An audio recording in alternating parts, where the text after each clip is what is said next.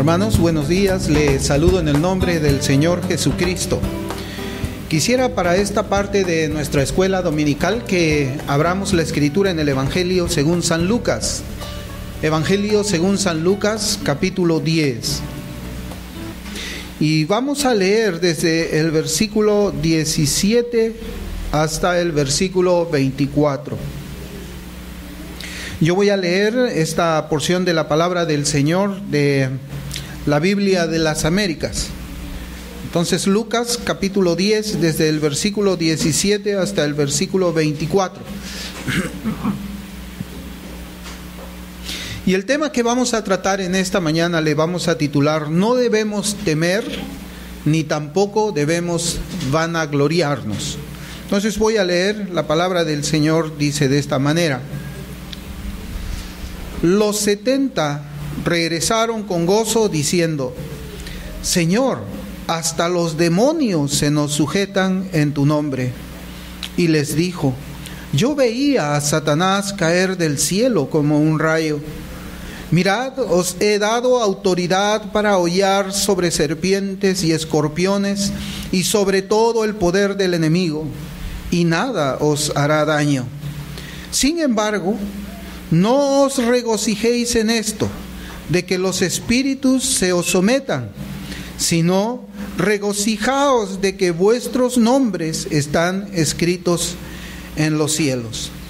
En aquella misma hora, él se regocijó mucho en el Espíritu Santo y dijo: Te alabo, Padre, Señor del cielo y de la tierra, porque ocultaste estas cosas a sabios e inteligentes y las revelaste a niños. Sí, Padre, porque así fue de tu agrado. Todas las cosas me han sido entregadas por mi Padre, y nadie sabe quién es el Hijo sino el Padre, ni quién es el Padre sino el Hijo, y aquel a quien el Hijo se lo quiera revelar. Y volviéndose hacia los discípulos les dijo aparte: Dichosos los ojos que ven lo que vosotros veis, porque os digo que muchos profetas y reyes desearon ver lo que vosotros veis y no lo vieron, y oír lo que vosotros oís y no lo oyeron. Esa es la porción de la escritura que nosotros vamos a ir meditando en estos siguientes domingos, comenzando desde hoy.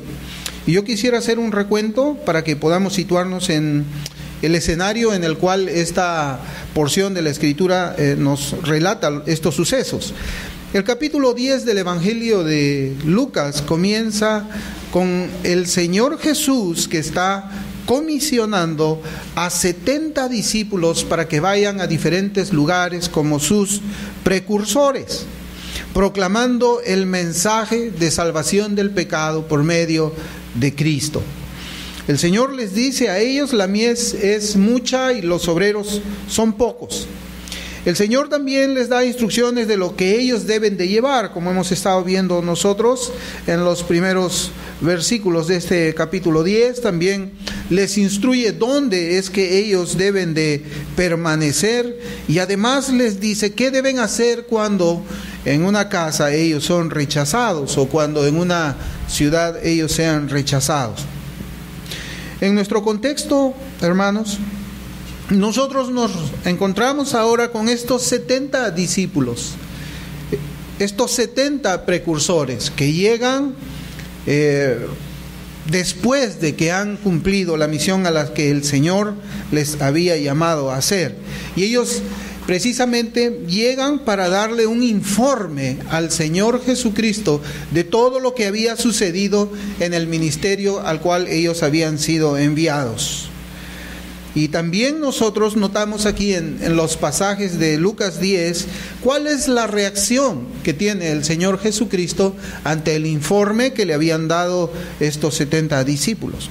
Tenemos que recordar que los 70 incluye posiblemente a los 12, o hayan sido 70 más los 12. Los 12 no estaban excluidos, sino que el contexto nos permite creer a nosotros de que el Señor Jesucristo había enviado a los discípulos con los apóstoles y él había permanecido solo. Y uno de los puntos resaltantes que nosotros podemos observar en estas palabras del pasaje que hemos leído, hoy día vamos a hacer nosotros un estudio desde el versículo 17 hasta el versículo 20, esa es una primera parte, y desde el versículo 21 hasta el versículo 24 es una segunda parte. Nosotros podemos notar en esta primera parte que vamos a estudiar esta mañana con la ayuda del Señor, unas palabras que deben de llamar la atención a nosotros. Y es el hecho de que Cristo les había dado autoridad a estos 70. Y nosotros podemos verlo específicamente en el versículo 9. Y es importante que nosotros vayamos viendo así estos versículos, repasándolos, leyéndolos, para poder meternos en el estudio, para poder comprender qué es lo que está pasando aquí. El versículo 9, nosotros vemos que el Señor le dice a los 70, sanad a los enfermos que haya en ella, y decidles, se ha acercado a vosotros el reino del Señor. O sea, aquí nosotros podemos ver que el Señor le dice a los 70 discípulos, ¿qué cosa? Que ellos iban a sanar a los enfermos. No le dice nada más el Señor. O sea, ellos se fueron caminando hacia los lugares donde tenían que ser enviados, pensando en qué, en que ellos iban a tener la autoridad y el poder para sanar a los enfermos. Únicamente. Nada más, porque el Señor no les dice nada más que ellos iban a hacer. Pero nuestro pasaje, el que hemos estado leyendo esta mañana, nos informa que también se les había conferido a los 70 un poder y una autoridad para que en el nombre del Señor se sujeten los demonios. Eso es algo que nosotros no encontramos en el versículo 9, ni en el versículo 10, ni en el versículo 8. Solamente vemos la instrucción que le da el Señor cuando le dice, ustedes van a sanar a los enfermos. Y esta autoridad sobre los demonios y para aplastar a Satanás no fue dada para que los ministros de la palabra de salvación en ese tiempo y en ese contexto sean el objeto de admiración de las personas que los veían realizar tales milagros, pero tampoco le fue concedida tal autoridad y tal poder para que ellos se vanaglorien de lo que el Señor les había concedido a ellos, sino que este poder y esta autoridad le fue dada para que Cristo sea glorificado, porque fíjese cómo es que dice nuestro pasaje. Ellos dicen, los demonios se nos sujetan en tu nombre. No dice en el nombre de ellos, no dice en el nombre de alguno de los 12 apóstoles, sino era en el nombre de Cristo. Y de allí nosotros tenemos que entender de que esa autoridad que fue dada en ese contexto, precisamente o peculiarmente en ese contexto, fue para que el nombre del Señor sea glorificado. Nosotros vemos la respuesta del Señor en el versículo 18 cuando dice, yo veía a Satanás caer del cielo como un rayo. Esa es la primera respuesta o la primera parte de la respuesta que el Señor le da a los 70. ¿Qué significa esta expresión? Yo veía a Satanás caer del cielo como un rayo. El Señor nos enseña por medio de esta palabra que el príncipe de este siglo había sido derrotado, que había sido arrojado de lo alto hacia abajo, que había sido arrojado de su estado de orgullo a un estado de humillación. Esta frase tiene un sentido escatológico también, en el cual no vamos a tratar nosotros, pero evidentemente este pasaje de aquí nos enseña a nosotros la derrota de Satanás con la llegada de Cristo aquí en la tierra. John Gill comenta de esta manera.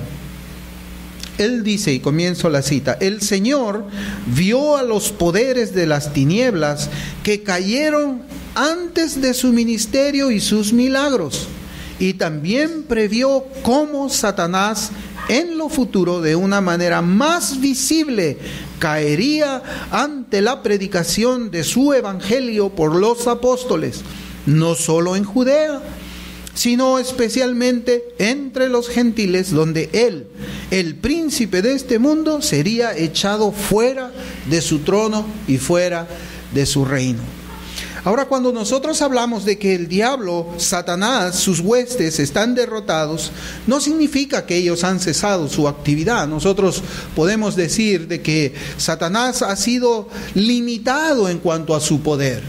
Él cayó del dominio que él tenía y cayó por medio del poder y la autoridad de Cristo cuando él vino aquí a la tierra. Es decir, podemos nosotros quizás comparar a esta caída de Satanás como quien ata a un perro con una cadena que tiene un largo determinado, de tal manera que la acción del diablo ha sido restringida, ha sido limitada, como siempre lo fue, a los propósitos del Señor. Nosotros podemos recordar también en Job, cuando Satanás se presenta y le dice al Señor, luego de que el Señor alaba cómo era el testimonio de su siervo Job, le dice para probar a Job en las desgracias las cuales él podía causar, y aún el Señor le pone límites al diablo. El diablo no tiene, y tenemos que decirlo, no tiene un poder que no esté limitado o subordinado al poder de Dios. No son dos deidades peleando. No es el diablo peleando contra Cristo y Cristo peleando contra el diablo. El diablo es una creación de Cristo. Muchas personas piensan que esto es así, que el diablo prácticamente está derrotando hasta Cristo. Hay personas que piensan de esa manera. Ellos dicen, no, pero son más las personas que están muriendo sin salvación. Entonces, el diablo le está ganando la batalla a Cristo. Hermanos, eso no es así. Eso no es así. Nosotros vemos que el pecado está incrementándose más en nuestros días. Vemos cómo es que la homosexualidad está prácticamente arrasando muchas cosas, muchos países, muchas ciudades. Pero eso no significa que el diablo esté ganando. Eso no significa en ninguna manera. El Señor es Rey, Cristo es Rey. Y si Él permite que el diablo haga eso, será de acuerdo a su propósito, el cual nosotros no podemos llegar a entender, pero sería pecado que nosotros pusiéramos en duda que Cristo sea Rey, que Él sea quien gobierna, que Él sea quien dirige el curso de la historia. Tenemos que ver así nosotros. El diablo, cuando fueron a predicar estos 70, el Señor mismo lo había visto caer como un rayo desde el cielo. Ahora fíjense, si nosotros observamos cuidadosamente en nuestro contexto, volviendo al contexto de Lucas 10, podemos observar que el Señor les envía, pues, diciendo a ellos en el versículo 9, y sanad a los enfermos que haya en aquella ciudad, y decidle, se ha acercado a vosotros el reino de Dios. Es decir, cuando ellos partieron de la presencia del Señor, ellos fueron pensando en el poder que el Señor les había dado para realizar las sanidades como una autenticación de su ministerio, de que el ministerio que ellos estaban realizando provenía ¿de quién? De Dios. Ese era el propósito de las señales y ya lo hemos visto nosotros. Pero ahora nosotros observamos que cuando ellos vuelven al Señor, ellos contaban de su éxito, que había superado sus expectativas iniciales. Ellos se fueron pensando, voy a sanar enfermos, pero ellos regresaron diciendo, Señor, hasta los demonios se nos sujetan en tu nombre, algo que les había causado admiración. Quizás en sus corazones ellos dijeron, bueno, cuando regresemos donde el Señor, le diremos, Señor, hemos sanado a un paralítico, hemos sanado a 5 ciegos, hemos sanado. Pero no, ellos, además de haber hecho eso, como nosotros creemos que fue así, ellos ven que su ministerio fue más allá de lo que el Señor les había mandado. Señor, hasta los demonios se nos sujetan en tu nombre. Ellos habían visto que tenían también poder sobre las huestes malignas en el nombre de Cristo. Y esto pues hacía que ellos reconocían el nombre de Jesús no como cualquier otro nombre, sino que ellos lo reconocían como el Cristo, el Hijo del Dios vivo. Y este corto pasaje que hemos leído nosotros, hermanos, trae para nosotros lecciones importantes. Y en primer lugar, yo quisiera que nosotros nos fijemos en el versículo 19, en la última parte del versículo 19. Este versículo nos dice a nosotros: mirad, os he dado autoridad para hollar sobre serpientes y escorpiones y sobre todo el poder del maligno, y nada os hará daño. Aquí nosotros encontramos que el Señor comienza a ampliarle un poco más cuál es la autoridad que Él le había concedido a estos 70 predicadores, a estos 70 misioneros, precursores del Señor. Y en la última parte dice: y nada os hará daño. ¿Y a qué se refiere el Señor cuando dice estas palabras también para nosotros? Porque nosotros somos precursores de Cristo también. Recordemos que el Señor dice: la mies es mucha, pero los obreros son pocos. Recordemos nosotros que cuál es la principal ordenanza o la gran comisión que el Señor le da a su iglesia: id y predicad el evangelio a toda criatura. ¿No es eso lo mismo que le dijo a los 70? Id y predicad, el reino de los cielos se ha acercado. Evidentemente que nosotros no necesitamos las señales que necesitaban esos 70. Ahora nosotros tenemos el canon del Nuevo Testamento cerrado, tenemos la palabra de Dios completa. Pero el Señor, así como les dijo a los 70 que vayan y prediquen las buenas nuevas de salvación, a nosotros también nos lo dice. Y el Señor añade al final de este versículo 19, añade: y nada os hará daño. Hermanos, muchas veces nosotros podemos perder de vista las cosas espirituales que nos rodean, incluyendo las reacciones de las personas al mensaje del Evangelio y al mensaje de las doctrinas del Evangelio que el Señor nos manda a predicar en la iglesia. A veces perdemos nosotros de vista estas cosas espirituales. Por ejemplo, nosotros podemos ver a las personas incrédulas que muchas veces ellos reaccionan de una manera violenta. La violencia no necesariamente es física, pero reaccionan con una violencia verbal algunas veces cuando les hablamos de Cristo y la salvación. Ellos reaccionan de esa forma porque el mensaje que nosotros estamos llevándoles a ellos confronta su vida pecadora contra la santidad de Cristo, contra la norma de Dios para la salvación. Eso es lo que nosotros observamos muchas veces, y nos ha tocado experimentar quizás como iglesia con personas incrédulas de nuestras familias, o personas incrédulas a las quienes no conocemos nosotros. Se enojan porque la luz se expone a sus obras. Pero por otro lado, hermanos, también podemos nosotros ver personas que han hecho una profesión de fe en Cristo, pero que se oponen a las doctrinas que son enseñadas claramente en la palabra de Dios. Personas que han hecho una profesión de fe, personas que dicen que son cristianos iguales que nosotros, y ellos se oponen a que ciertas doctrinas de las Sagradas Escrituras sean predicadas.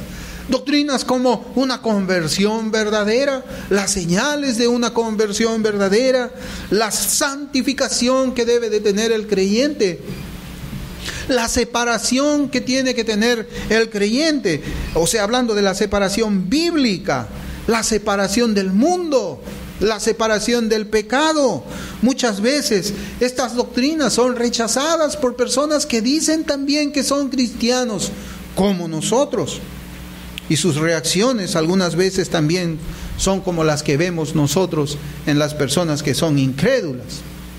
Cuando hablamos de la santidad verdadera de la Escritura, no aquella definición de santidad que, como yo siempre les repito, está siendo redefinida, sino la santidad, lo que el Evangelio hace en la vida de un pecador. Cuando nosotros confrontamos todo esto, estas personas reaccionan mal. Porque aún ellos dentro de su profesión de fe encuentran que seguramente muchas de estas doctrinas no las pueden observar en sus propias vidas, pero ellos quieren seguir pensando, no, yo quiero seguir siendo o creyendo que yo soy cristiano. Este hombre está hablando cosas que yo no veo en mi vida, están en la Biblia, pero yo no veo en mi vida. Yo pienso que es un extremista, es un radical, es un legalista. No me gusta que me confronten, no me gusta que confronten mi cristianismo o que me hagan pensar o dudar acerca de mi salvación. Y las reacciones, hermanos, muchas veces van hasta ofensas, palabras ofensivas de las personas que dicen que son cristianos. Estas situaciones nos pueden traer a nosotros cierto temor de predicar la palabra de verdad. Podemos tener temor de que las personas incrédulas nos ofendan. Podemos tener temor de que las personas incrédulas, nuestras amistades, nos dejen, nos abandonen a causa del mensaje que predicamos. Podemos tener temor de hablar la verdad entre los cristianos porque sentimos temor también de que estos profesantes de fe nos hagan a un lado, nos separen, no quieran juntarse con nosotros, no quieran tener comunión con nosotros. Y para evitar eso, para evitar que ese temor se vuelva algo real, callamos el mensaje. Nos silenciamos. Pero el Señor Jesucristo acá dice, nada os hará daño. Nosotros, hermanos, debemos ver más allá de lo que nuestros ojos carnales ven. No podemos decir que son las personas mismas quienes están oponiendo al mensaje que nosotros enseñamos. No podemos decir que son los hermanos quienes están oponiendo a las doctrinas que nosotros estamos predicando por la gracia del Señor. Miren, Efesios 6, capítulo 12, nosotros encontramos cuál es la respuesta para estas reacciones. Efesios 6, 12 dice, porque nuestra lucha no es contra sangre y carne, sino contra principados, contra potestades, contra los poderes de este mundo de tinieblas, contra las huestes espirituales de maldad en las regiones celestiales. Hermanos, esa resistencia contra el Evangelio, esa resistencia contra la sana doctrina, contra la voluntad de Dios, proviene del mundo de las tinieblas. Eso es algo que nosotros lo vemos aquí en la Escritura. Proviene solamente del mundo de las tinieblas. Y ahora nosotros decimos, pero bueno, ¿cómo es posible de que también las personas que han hecho una profesión de fe se opongan al mensaje? Hermanos, quien se opone son las huestes de las tinieblas, que muchas veces pueden usar posiblemente, aunque yo lo dudo, a personas cristianas, a personas que genuinamente han sido salvadas.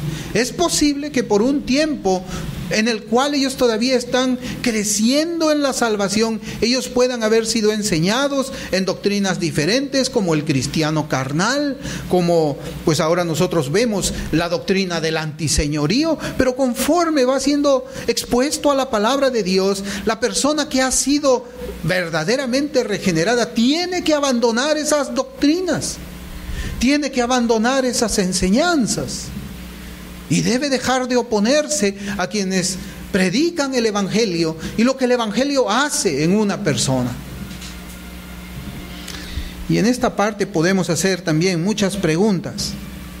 Si la Biblia afirma que no debemos amoldarnos al mundo, porque eso es lo que dice, ¿qué diremos de alguien que nos aconseja que está bien que la música del mundo sea parte de nuestras vidas? ¿Qué deberíamos pensar? ¿A quién deberíamos creer nosotros? Eso es el punto. Debemos creer lo que Dios nos dice. No te amoldes al mundo. Sepárate del mundo, desecha el mundo, o tenemos que creer a la persona que ha hecho una profesión de fe, se llama cristiano, y nos dice que podemos nosotros abrir la puerta a ciertas cosas del mundo. ¿O qué pensaríamos de quienes quieren adorar al Dios vivo de una manera mundana? Trayendo rap, trayendo rock, trayendo salsa. Cuando la Escritura ordena que esa no debe ser la adoración que debe tener el Señor. ¿Qué haríamos ahí? ¿Tendríamos miedo nosotros de abrir la palabra y decir, Jehová de los ejércitos dice, o el Señor dice, y demostrarles por medio de la palabra del Señor cómo es que Él quiere ser adorado? ¿Qué diríamos de aquellos quienes todavía viven esclavizados del pecado y promueven esa esclavitud siendo laxos con esta doctrina? ¿Qué diríamos, hermanos? Porque eso es lo que nosotros encontramos también en muchos mensajes de la iglesia. ¿Qué diríamos nosotros? Hermanos, hay un pasaje que a nosotros nos debe de hacer poner los pelos de punta, y es Mateo capítulo 7, versículos 21 al 23. Dice la Escritura, Mateo 7, 21 y 23.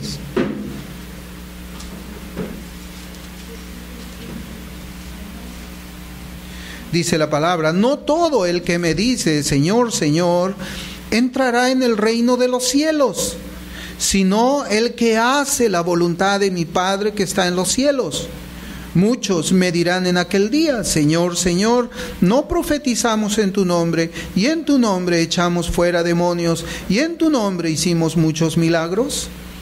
Y entonces les declararé: jamás os conocí, apartaos de mí, los que practicáis la iniquidad.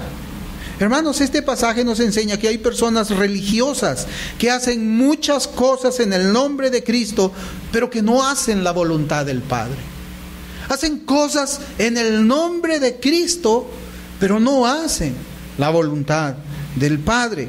Ellos son religiosos, pero sus almas todavía están perdidas. Además, el Señor nos dice en Mateo 10, 28, y no temáis a los que matan el cuerpo, pero no pueden matar el alma. Más bien temed a aquel que puede hacer perecer tanto el alma como el cuerpo en el infierno. El Señor le dice también a los 70 de que nada nos hará daño, no debemos temer. Y también en Hechos capítulo 5, versículos del 40 al 41, donde la Escritura nos relata un acontecimiento en la iglesia primitiva. Dice la palabra del Señor: ellos aceptaron su consejo y después de llamar a los apóstoles, los azotaron y les ordenaron que no hablaran en el nombre de Jesús, y los soltaron. Ellos pues salieron de la presencia del concilio, regocijándose de que hubieran sido tenidos por dignos de padecer afrenta por su nombre. Y esa es la actitud que nosotros debemos de tener, hermanos. Para nosotros debe ser un gozo, debemos sentirnos dignos de padecer afrentas, insultos por el nombre de Cristo. Nada nos hará daños. No debemos evitar nosotros estas confrontaciones cuando se trata de la verdad del Señor. Y debemos hacerlo como la Escritura nos lo dice. Debemos contender ardientemente por la fe. Nada nos hará daño. El Señor nos ha prometido eso. Las mismas palabras que son para los 70 es para nosotros. Hermanos, la palabra de Dios nos anima a nosotros a ser valientes por la causa de Cristo. De la misma manera que Cristo subió valientemente a la cruz para salvarnos. Él es el ejemplo del valor que nosotros debemos de tener. Él es el ejemplo. Mire lo que la Escritura le dice a usted y a mí en Hebreos. Se abre la Escritura en Hebreos capítulo 13. Vamos a leer versículos 5 y 6.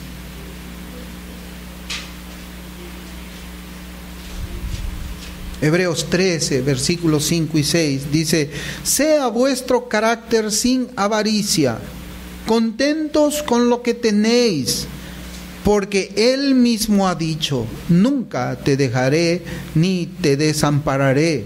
De manera que decimos confiadamente, el Señor es el que me ayuda, no temeré. ¿Qué podrá hacerme el hombre? Hermano, esa palabra es para nosotros.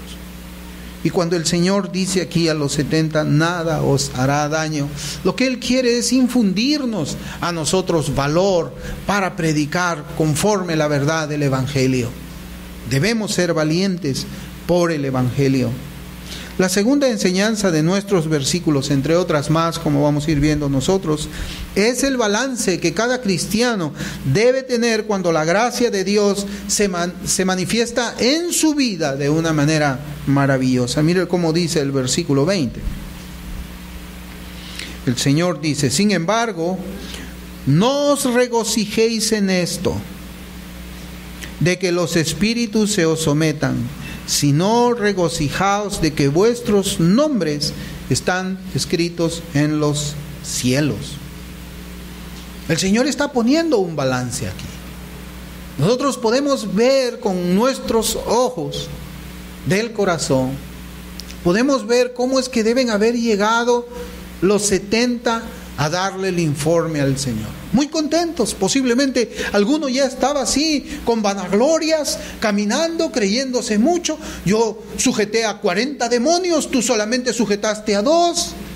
Ya comenzaban ahí las disputas, quién tenía más poder, quién tenía más autoridad, y el Señor pone ahora un balance. El Señor le dice a ellos, no os regocijéis en esto, no os regocijéis de que ustedes pueden hacer todas estas cosas en mi nombre, sino regocíjense de que sus nombres estén escritos en los cielos.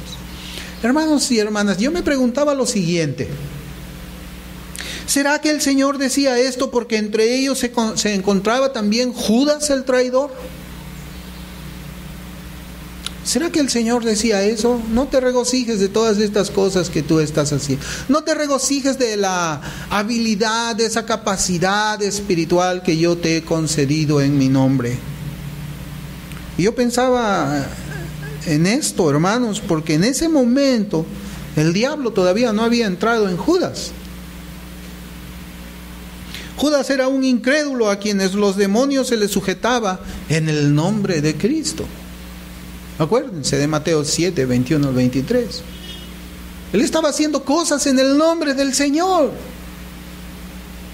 pero su nombre no estaba escrito en el libro de la vida. Y a veces nosotros podemos caer también en ese mismo error. Comenzamos también a regocijarnos cuando nosotros deberíamos mantener una cordura y pensar en otras cosas, no tanto en lo que estamos permitidos en hacer por la gracia de Cristo, sino en que si nuestros nombres están grabados, escritos en los cielos.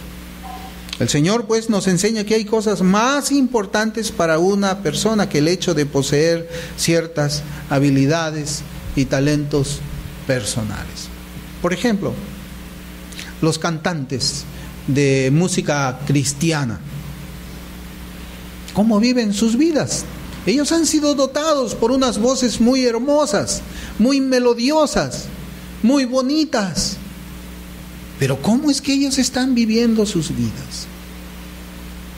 Hay una mujer mexicana, por ejemplo, que le canta con su voz muy hermosa al Señor, pero ¿cómo se viste? Se viste como una cabaretera de un cabaret argentino o de un cabaret peruano, exhibiendo sus pechos, exhibiendo su cuerpo. Ella también podría estar regocijada.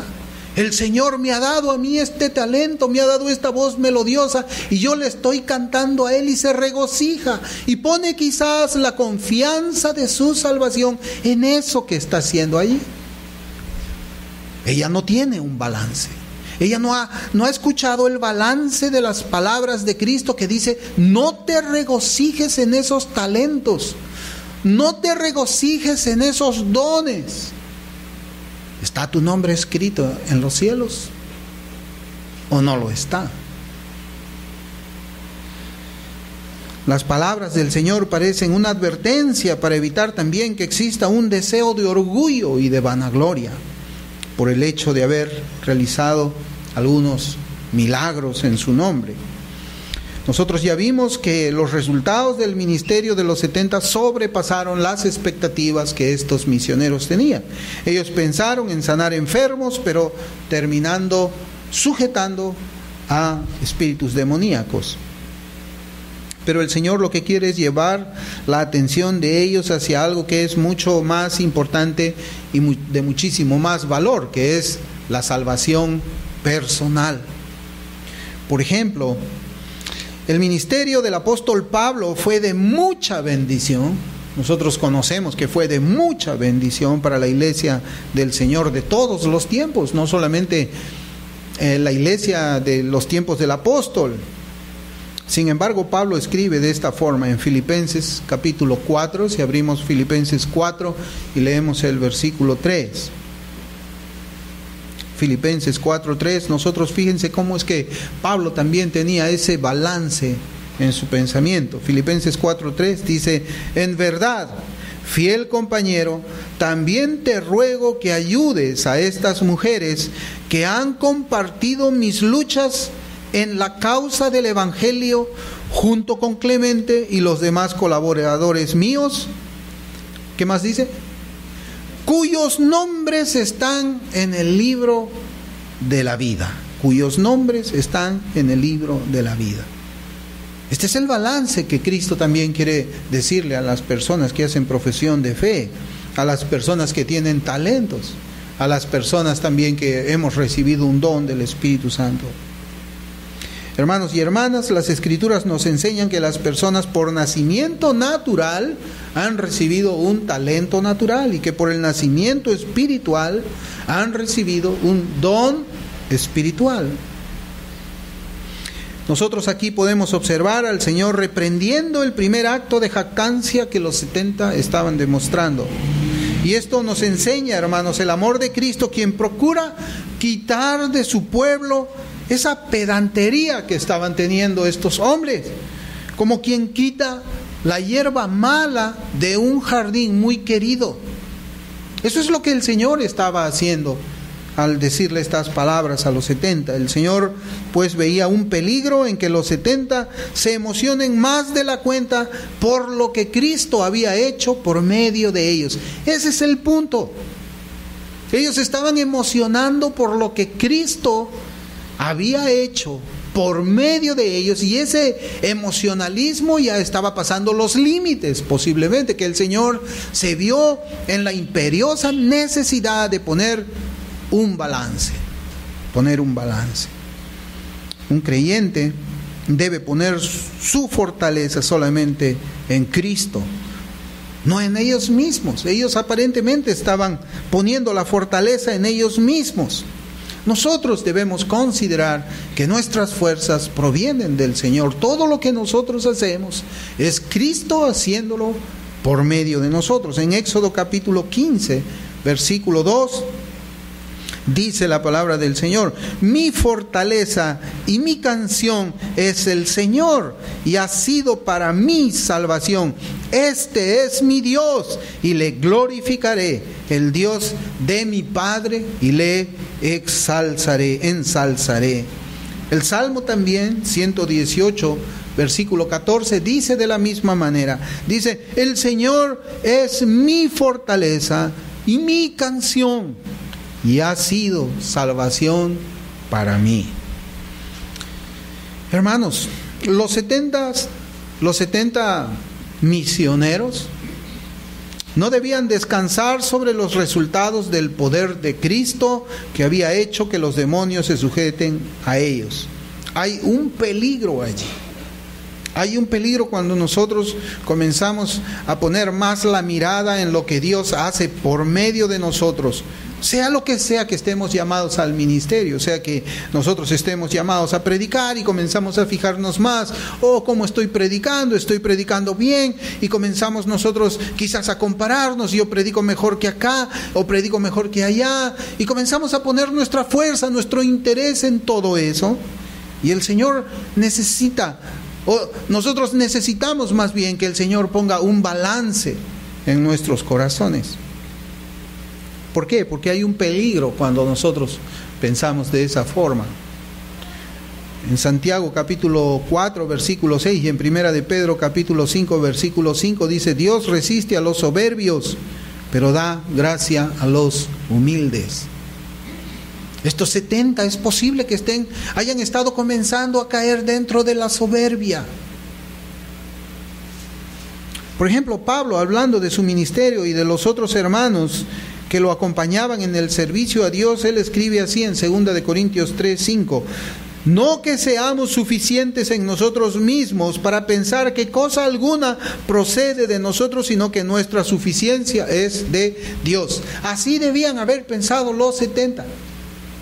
Que la suficiencia que ellos tenían para poner bajo sus pies a esos espíritus satánicos no era de ellos, sino era de Dios.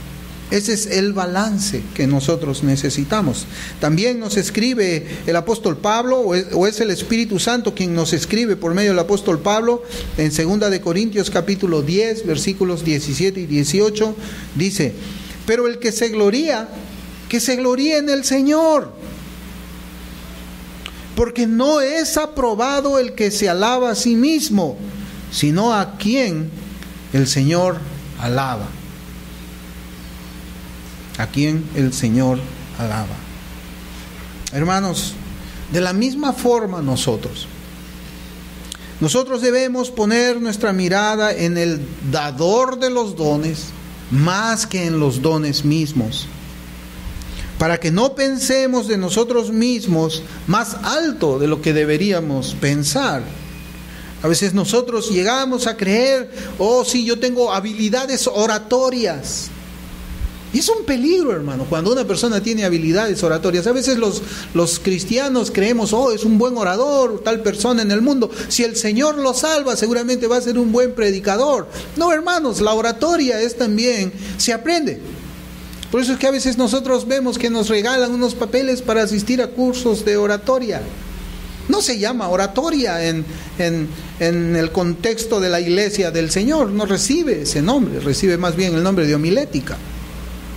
La oratoria es una cosa diferente, pero hay personas que tienen oratoria, tienen facilidad de palabra, pueden decir en la calle muchas cosas acerca del Evangelio y pueden tener una sucesión de ideas muy bien encadenadas que pueden desembocar quizás en una invitación al pecador para que se arrepiente. Pero ¿cómo es la vida de esa persona? ¿Cómo es la vida de esa persona? ¿Es piadosa? ¿Lidera bien su casa? ¿Lidera bien su hogar? ¿Se dirige con justicia en todos los asuntos de su vida? ¿En su trabajo? ¿En lo que ellas hagan? Hermanos, este mensaje que nosotros vemos aquí es un mensaje para examinarnos nosotros.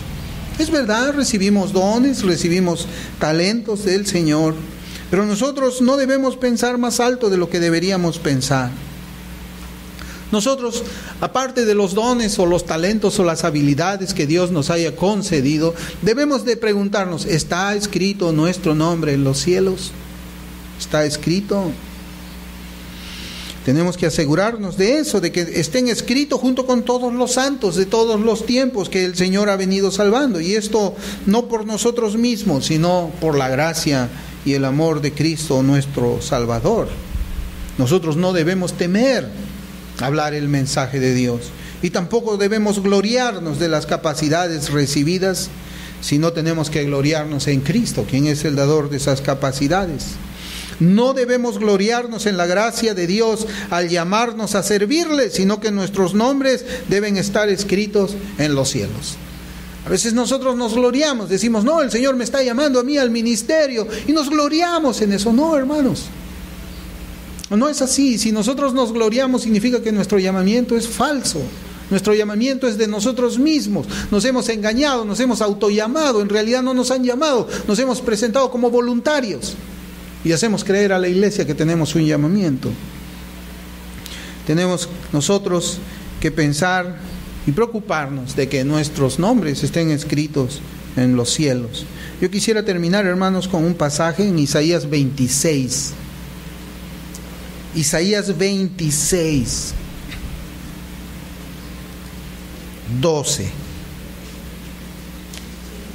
Y es para todos nosotros este pasaje y que nos ayude a que estemos meditando en ello. Isaías 26, 12 dice la Escritura: Señor, tú establecerás paz para nosotros, ya que también todas nuestras obras tú las hiciste por nosotros.